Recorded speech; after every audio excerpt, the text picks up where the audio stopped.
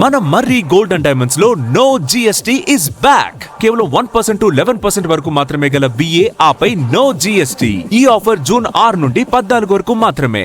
బడిగంట మోగడానికి సమయం దగ్గర పడింది. జూన్ 15 నుంచి స్కూళ్లు తిరిగి ప్రారంభం కానుండడంతో పుస్తకాల కొనుగోళ్లతో మార్కెట్లు కిటకిటలాడుతున్నాయి. హైదరాబాద్లో పేరెండికగన్న పుస్తకాల ప్రపంచం కోఠి మార్కెట్ విద్యార్థులు తల్లిదండ్రులతో రద్దీగా మారింది. బయట మార్కెట్తో పోలిస్తే ధరలు తక్కువగా ఉండడంతో కోఠి వీధులన్నీ కలకలలాడుతున్నాయి.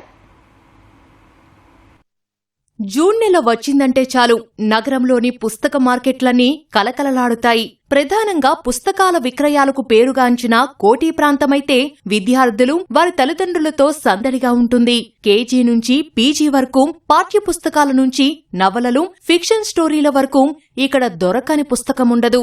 అందుకే ఈ ఏడాది కూడా విద్యార్థులు తల్లిదండ్రులు కోఠి మార్కెట్ వైపు పరుగులు పెడుతున్నారు. సాధారణంగానే పుస్తక విక్రయాలతో బిజీగా ఉండే కోఠి మార్కెట్ జూన్ మాసంలో మరింత రద్దీగా మారుతోంది. బయట మార్కెట్లతో పోలిస్తే ధరలు తక్కువగా ఉండడం, అన్ని పుస్తకాలు ఒకే చోట దొరకటంతో వినియోగదారులతో కిక్కిరిసిపోతోంది. జూన్ 15న పాఠశాలలు పునఃప్రారంభం కానున్న నేపథ్యంలో అవసరమైన పుస్తకాల కోసం కొనుగోళ్లు జోరుగా సాగుతున్నాయి.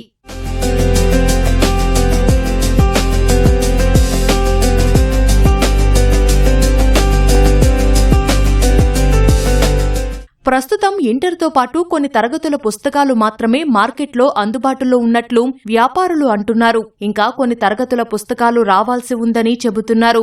అన్ని తరగతుల అకాడమిక్ పుస్తకాలు మార్కెట్లోకి వస్తే రద్దీ మరింత పెరిగే అవకాశముందంటున్నారు. దగ్గర KG to PG, MBA, MCom, MSc, BCA, BCom, BBA, IIT, JEE, so ఆ బుక్స్ కూడా మన దగ్గర అవైలబుల్ దొరుకుతాయి. అంటే స్కూల్ స్టూడెంట్స్ ఎక్కువ వస్తారనమాట. So LKG, UKG, so LKG, UKG 5th class వరకు అయితే టోటల్గా ఇప్పుడు అంతా అన్ని స్కూళ్ళలోనే ఇచ్చేస్తున్నారు. వాళ్ళది ఒక బిజినెస్ అయిపోయింది. అదంతా ప్రైవేట్, అది మనకు అవసరం. 6th క్లాస్ నుంచి కంప్లీట్గా కోటికే వస్తారు చాలా మంది. ఓన్లీ ఇప్పుడు నోట్ బుక్స్, స్టేషనరీ మాత్రమే పోతున్నాయి. స్కూల్ బుక్స్ ఇప్పటి వరకు రాలేదు, సప్లై కాలేదు.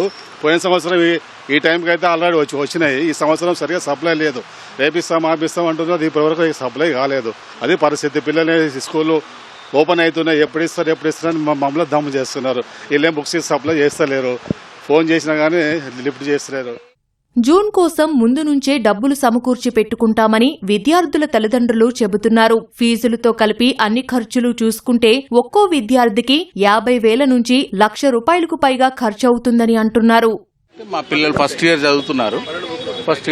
వాళ్ళ బుక్ కోసం అని వచ్చాను ఇక్కడ. వాళ్ళు ఫస్ట్ ఇయర్ CEC చేస్తుంది కాబట్టి ఆమె CEC బుక్స్ అన్ని దొరికాయి. మళ్ళీ నోట్ బుక్స్ కూడా అన్ని తీసుకున్నాము.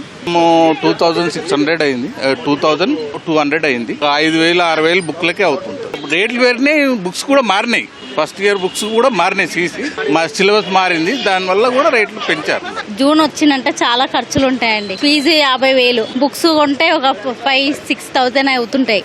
అన్ని ఇక్కడ అవైలబుల్ ఉన్నాయి. ఇక్కడ చాలా తక్కువ రేట్లు ఉంటాయి. అక్కడ 200 పేజీస్ పేపర్ది బుక్ ₹40 ఇక్కడ ఇస్తే అక్కడ 80, 70, 90, 100 రూపీస్ కూడా అమ్ముతారండి. చాలా రీజనబుల్ రేట్ ఉంది ఇక్కడ. గైడ్స్, బుక్స్, బ్యాగ్, మెటీరియల్ అంతా తీసుకున్నాం. స్టడీకి సంబంధించి ఖర్చు ఒక 3,000 అబౌవ్ అయింది. పిల్లల కోసం అని కొద్దిగా పక్కకు పెట్టుకుంటాం మేడం బడ్జెట్. ఆ బడ్జెట్ లోనే కోటికి వస్తే తక్కువ దొరుకుతాయని కొద్దిగా ఇక్కడ వచ్చింది మేడం. అక్కడ ఇట్లా దొరుకుతాయి, కానీ ఇక్కడ వస్తే కొద్దిగా మంచి క్వాలిటీ ఉంటాయి, రేట్ ఇట్లా రీజనబుల్ ఉంటాయని ఇక్కడ వస్తుంది. పుస్తక ప్రపంచంగా పేరొందిన కోఠిలో జూన్ మొదటి వారం నుంచే మొదలైన పుస్తకాల కొనుగోలు సందడి ఈ నెల పొడవునా కొనసాగనుంది.